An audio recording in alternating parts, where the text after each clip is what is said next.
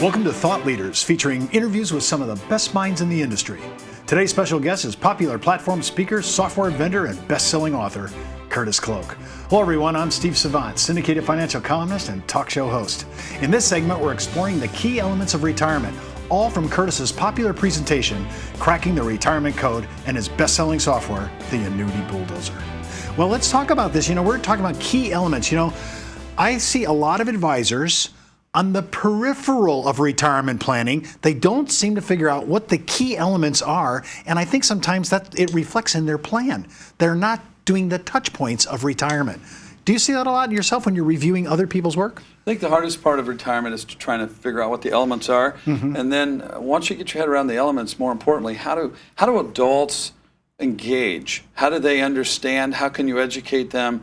How can you take a tough and more difficult, complicated topic and make it simple? And so, we're constantly recrafting our thought process on this, and we're testing a number of things that we've been doing for 29 years now. But it is a little bit dubious. Because I laugh because we're here on the set with Curtis Cloak, probably the most analytic, detailed guy, and he just told me how simple this is, right? This is one of the analytic. I've seen your retirement plans. I mean, you are in the weeds on the minutia at a level that most people don't even get involved with. And by the way, a little side tip on Curtis. We're talking about a person that has a huge retail practice, top of the table, Form 400 producer. So you're doing it for real. And when you go through this, is this something you go through some of these elements with your clients too as well? Yeah, so this is a bullet point that's teed up for our educational discussions with the advisors. But the first thing is to know, what retirees want. And, we used the word retirement riot in the previous session here. And if you spell that out, stack the letters, RIOT, retirement income on time and on target, that's what people want. But it requires a process in order to know how to do that. Does the client know that, or do we have to tell the client? Is that our job? Our job is to, first of all, know that, but we have to tell the client that. Because what we're really talking about is we're talking about how is it possible to literally take risk off the table, buy a stream of income that's not tethered to the market, and provide some guarantees to the floor of retirement income. Now, I've heard you talk about this before, taking not only the key risks off the table, but you're actually constructing a floor. This is your bottom line. This is the minimum. This is what's going to be targeted for what? Retirement expenses, maybe built-in vacations, whatever it is. I'm building that. And I also noticed that you're one of the few advisors in the United States that chronically talks about the cost of living and putting that on the floor. Absolutely. We talk about it. There's two types of floors. I like the lifestyle income floor myself, and that's put in the vacations, put in the golf club fees. Right. But sometimes it's not suitable based on the goal and the income goals of the client in retirement and the amount of resources they literally have, cash resources. And so depending on the situation and depending on their bent on how much they're okay being at risk in the market, will determine whether or not you're using what I call an essential income floor that also includes essential inflation. What the heck is that? Essential inflation is the average legitimate inflation for which we have experienced in the past. Now, there's no promise that we know what it'll be in the future, but here's what I do know. In the last 50 years, average is 3%. So somewhere between 2 and 3, in my opinion, is what I call essential inflation. Anything above that should be handled by the portion of the portfolio that's in equities, because that's how you mitigate hyperinflation. So essential floor or lifestyle floor with some level of essential inflation, and leave the lifting of hyperinflation to equities. Now, of course, you just did your divide and conquer approach. You just separated that out in your mind. And remember, for many of you, Curtis has his Thrive University that he tours with, and he gets into the weeds on every one of these key elements and unbundles and unpacks it. So let's say we've divided and conquered. We figure out what we need for the essential inflation and our expenses. And I'm going to throw in Steve's recreation because I like that. But now we've done that. And now the rest that we have now freed up to go ahead and take care of this possible other inflation by using equities. That's correct. All right, okay. Now, I love this, and you wrote this, right? I did. Buy income and invest the difference. Everybody's buy term, invest the difference. Buy income and invest the difference. So you want to buy blocks of income to satisfy this floor you've been talking about. Absolutely. We have, over the last 16 years, since 1999, and we discovered some products that actually allowed us to do this with extreme efficiency that also, and this is going to sound a little fuzzy, but allows us to take risk off the table while meeting or beating what those assets would have been done using a more traditional method, and meet or beat the performance of what they would have done in the market based on 30-year averages. And it sounds outlandish that we could take risk off the table and meet or beat the performance, but let me tell you something. We've been doing this math and we've been orchestrating, hundreds, we've done over thousands of case studies, and we've been able to do this consistently in every economy we've seen for the past 16 years. So we've trademarked two of these terms, buy income and invest the difference, and buy income and invest the rest. Now, when you're talking about core measurements, we're looking at the basic key elements of retirement. What do you mean by core measurements and the efficient frontier? So there's a lot of math and science that goes on. I mean, the number of tabular columns and cells is unbelievable. But if you try to go down that path with the consumer, you'll lose them pretty quickly. And so we have brought together 4 pictures, literally 4 pictures that define for a consumer, a pre-retiree or an existing retiree, the likelihood of success or failure based on these 4 core measurements. What are they? Number 1 is the distribution rate. Not just the distribution rate the day I retire, but based upon all that math of inflating that income need at 2 or 3% and taxes grossed up and all the different things that go on over the course of a husband and wife's retirement years, what's that distribution rate look like later? And then they can see that maybe it's safe in the beginning, but maybe 10 years in, it's not safe.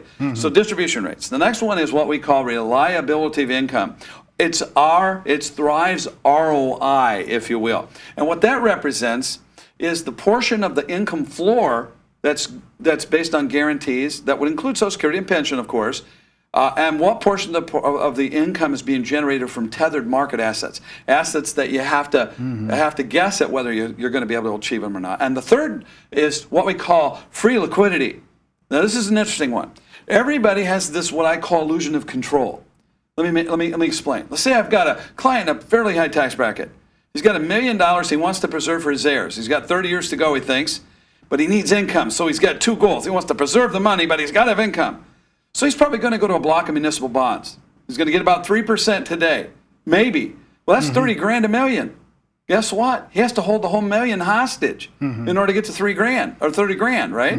Well, what if you could get to 65 on a husband and wife joint life installment refund where you protect in case you die early, but you have a base, you can't destroy one, you can't outlive. You only need 400,000 of the million for the same 30 grand. Now I can invest aggressively if I have the risk tolerance and the risk capacity to be more aggressive in equities. Now you tell me which of the 2 of those would you prefer? I've got a $600,000 base of what I call free liquidity. See, when I'm holding $1 million hostage for 30,000 of income, I have allocation liquidity, but I don't have free liquidity. I have no discretionary spending ability because I am holding hostage the million because I'm addicted to the 30 grand. Well, he's talking about annuities. We're going to get into this all throughout this whole series about this, building a floor with guaranteed and COLA riders to play with this to make sure we match the inflation. For more information on how you can use Curtis's revolutionary retirement strategies with your clients and prospects to expand your practice, just click on the landing page address in the video description. We'll be right back with more from Curtis Cloak.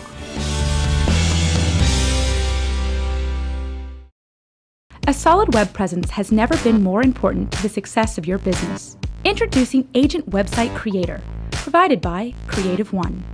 Through Agent Website Creator, you can create your own personalized website and have it up and running easily with zero knowledge of programming.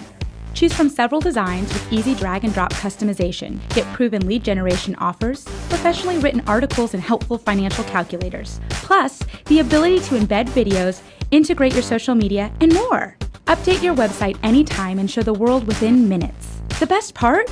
It's hosted for free. To learn more about Agent Website Creator, call your CreativeOne sales team at 800-992-2642 or visit us online at creativeone.com.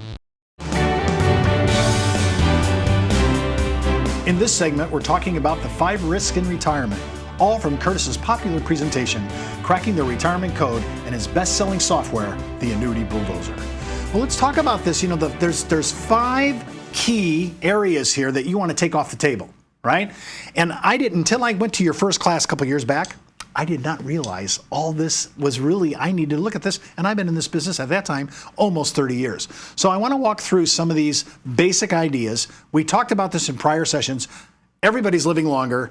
The number one fear in America is I'm going to outlive my money. And guess what? That is a legitimate fear. You know, and I find that fear is represented by whether you've got a little money or whether you've got a lot of money. Let me just explain. You know, I remember in 2008, I had a client with about $110 million. Now, most of his income was being generated from the sale of his business to a new buyer. And the business was extremely vulnerable to downturn in the market, and the rest of his portfolio was predominantly real estate. Well, we have a guy here that went from about $110 million to about $50 million. Now, he's got a $500,000, $750,000 motorhome sitting in Sun City, Arizona. And the call that I get from this client is worrying immediately about whether he can maintain the lifestyle that he's come to enjoy. It's not necessary, but it certainly is the lifestyle he doesn't want to change.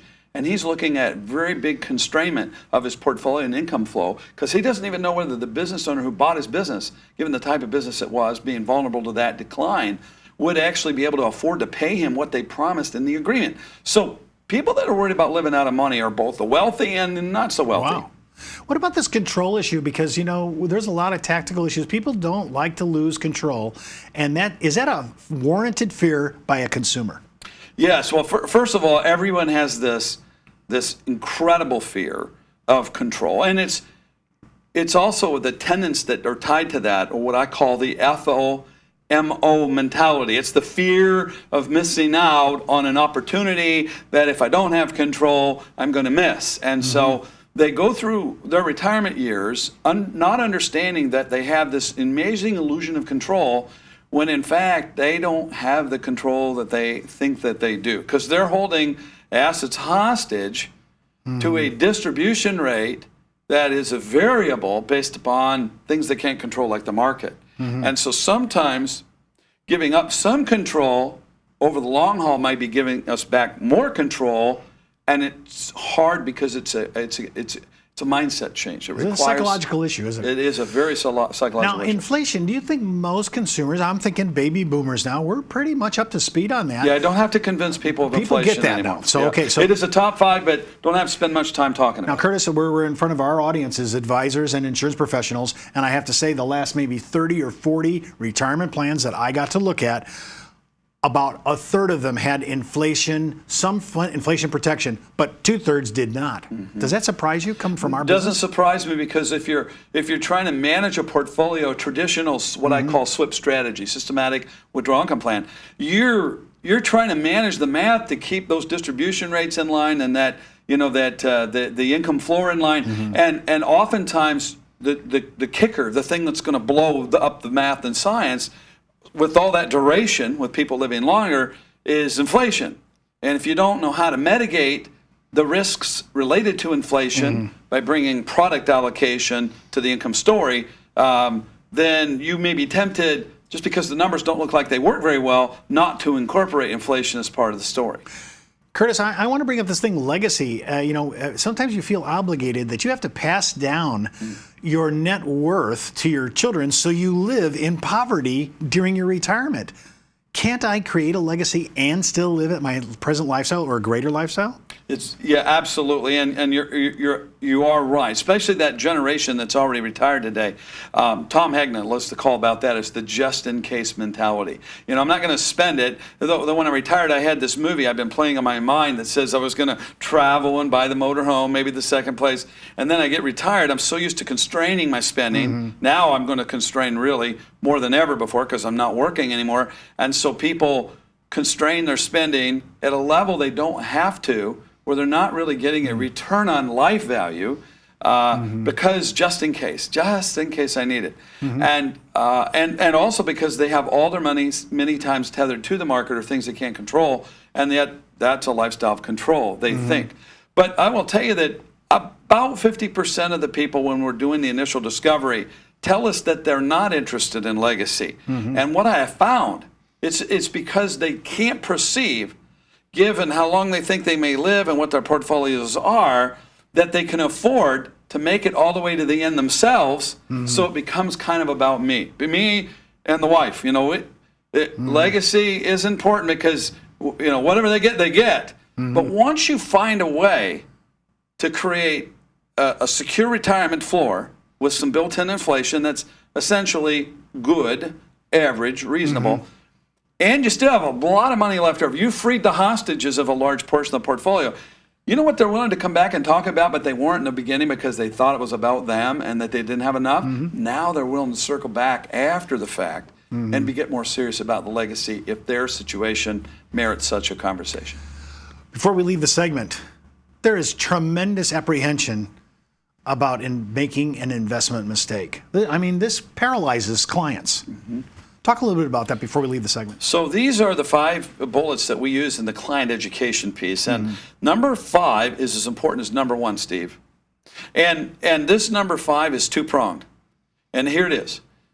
Because of the Madoffs of the world, there's a gnaw in the gut that's subliminal. It's not on the surface. They're not walking in your office wearing it on the sleeve. But they don't have a relationship with you. Now, they're there in your office for some reason. Somebody's referred them. They saw maybe a marketing piece. They saw a commercial. They saw a billboard. They're in your office, but there's a gnaw in their gut if they don't know you and you've not done business that says, can I trust this guy? And that's predominantly because of all the stories of the metaphoric Madoffs of the world out there. They don't know who to trust. And see, Madoff was around for 35, 40 years, and he got by with it with the regulators being his buddies. And so who are we to say, because we've been in business 25 or 30 years, maybe we just haven't gotten caught yet. So there's this subliminal gut instinct, right? The second prong of that is they don't know who to trust, so guess what they do? Go it alone, and now who makes the mistake? And so that's a very important bullet point to resonate with the clients. There's a whole series on MSNBC called American Greed. That's all they do is manage the Madoffs of the world. For more information on how you can use Curtis's revolutionary retirement strategies with your clients and prospects to build out your business, just click on the landing page address in the video description. And for more information on our shows, seminars, and workshops, just follow us on social media or visit us out on our webpage. I'm Steve Savant. We'll see you next time on Thought Leaders. And remember, keep thinking outside the box.